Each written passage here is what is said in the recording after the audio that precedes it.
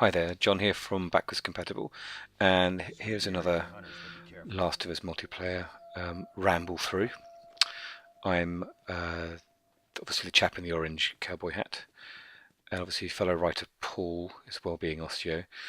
And this is kind of me focusing on my loadout, which is a stealth loadout, and kind of suits my style of play. I'm a bit less gung-ho than Mr. Osteo here in this level.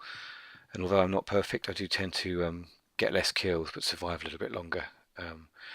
Although I do die quite a lot, it's not saying much. At this stage, I'm fairly new to the game still, and I'm just trying things out. Paul's been very helpful in sort of pointing me a few things my way as well. But really, really enjoying it, and I'm enjoying using the Spidey sense sort of tactically. You can see there's an enemy down below us. This is a pretty dangerous area up here. It's pretty open to sniping from a lot of directions, so it's good to grab your gear and go quickly. It's kind of a center point for danger here, really.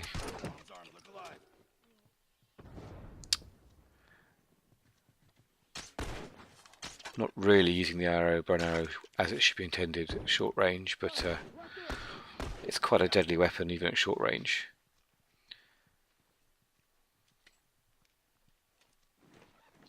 So now this is a good thing to do as soon as you can, is upgrade your melee. You'll see here I do take this guy out, although I'm not looking behind me unfortunately. But yeah, it's a single insta kill with the upgraded melee tool. So I still got the kill, but I got killed as well. Obviously, you can buy extra ammo and upgrades in game as you collect parts from the different cases. So you'll see me going into my rucksack quite often during this game. You should be used to doing as well. You generally spawn from away from a danger area, danger zone, although that's not always the case. Again, every so often I do check my Spidey sense to make sure that the area is clear. Again, this is kind of a hotbed for action in this room as well. Lots of entry and exit points.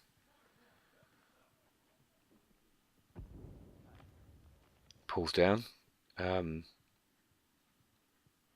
Yeah, he takes a lot more risks than I do. So he's good. He's good in terms of communicating where the tangos are. Although they're not really terrorists, they're the hunters, and we're playing as the Fireflies. One man's terrorist is another man's freedom fighter, so I shouldn't really call them terrorists. You could just see the first thing I picked up, they were parts, and parts are dead useful. They're kind of like a currency in this game.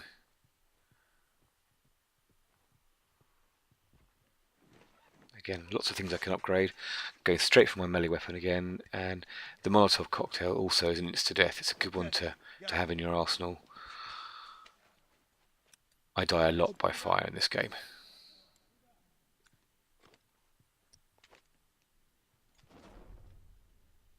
Now there's a guy down there. As soon as they stop walking, you can't see them anymore. I have covert training 2 enabled in my loadout, which is quite useful because you, unless they have a higher level of training than you, you can't be marked. But also you can crouch walk like I'm doing here, and even as you're moving you can't be seen in your spider sense. I call it spider sense, it's meant to be you listening to them, but you know. Right, best kill of the game here for me. I've got my Molotov cocktail, I can see 2 guys over there. So that's brilliant, and I've got a couple of cans I can pick up. However, quite stupidly, I decide to walk across their burning bodies. You can see my health going down here. So top tip, don't walk into fire. Even fire that you've created. It's just silly, and here I am healthing up.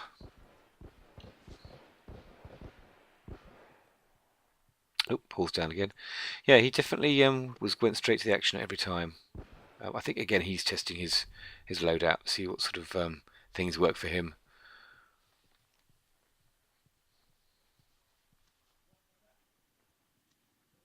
Even in the multiplayer, the environments look fantastic.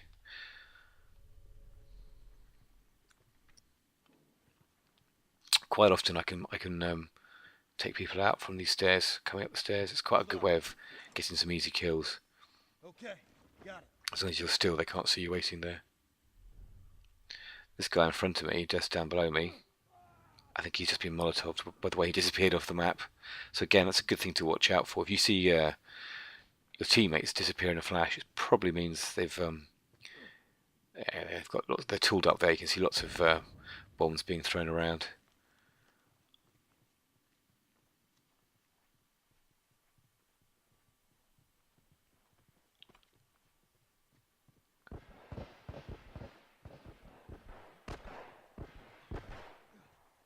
Okay, you can see from as I'm looking around here, lots of entry points into this room. Finish. Move out. So me standing with my back to the door is pretty stupid as well.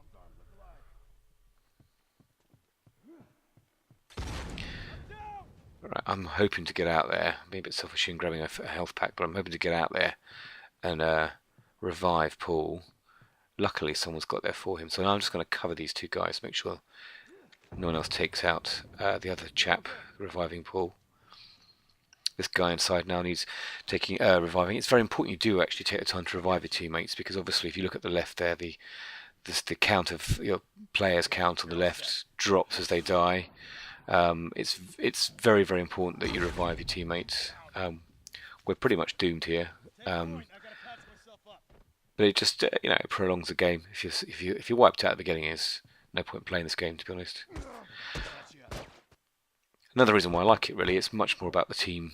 Although I am playing like an individual here at the moment, it's reviving and gifting bombs to each other and talking about locations and where everyone is just so useful. You can't spray and pray in this game. Get my melee weapon out here for this guy. And then little execution. Nice.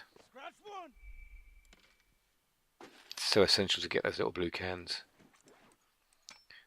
Earned enough points for armor. Again, really important. That will obviously prolong your life if you're being shot at.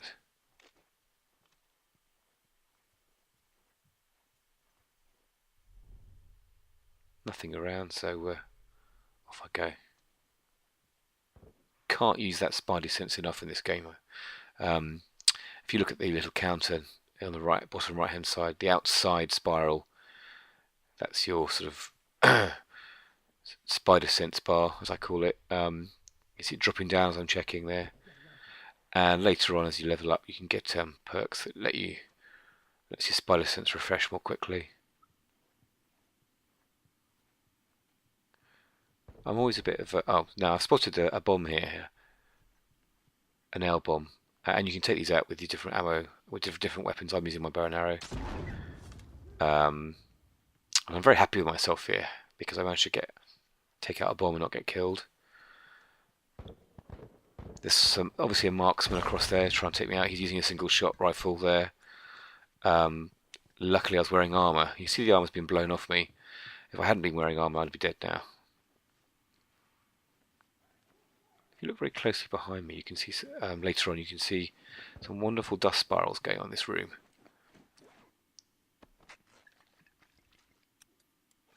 Look at that, isn't that beautiful? See, even those little touches. Well done, Naughty Dog.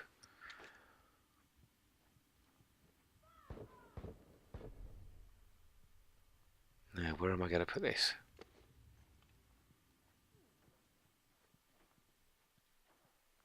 Hopefully the guy with the sniper rifle has forgotten about me. What have I forgotten? The next nail bomb. Down I go.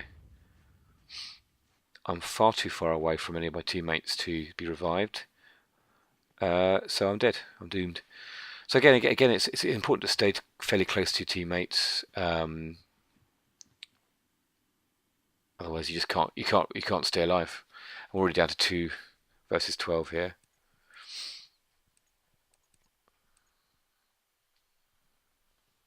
Watch my back. Finish. Move out. Now, sudden death means that obviously when you're dead, you don't come back. Target down. When I get him killed, I can get the little blue can. There we go. To worry about. Now, the trouble is here, very, very exposed. I mean, it is this sort of crossroads from all exit entry points. So I'm toying with the idea, do I go and get that can or do I leave it? Meanwhile, I'll bulk up on something else.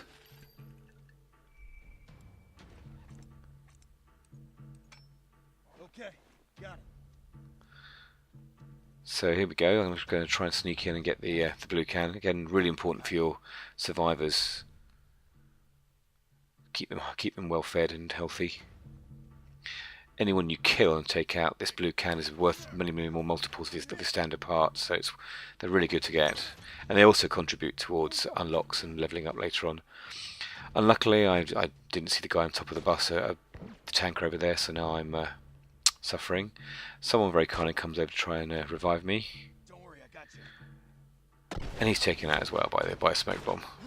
And we're sort of brutally massacred, sadistically by our opposition. And there we have it. Still a good scoreboard from Backwards Compatible. Thanks for watching, folks.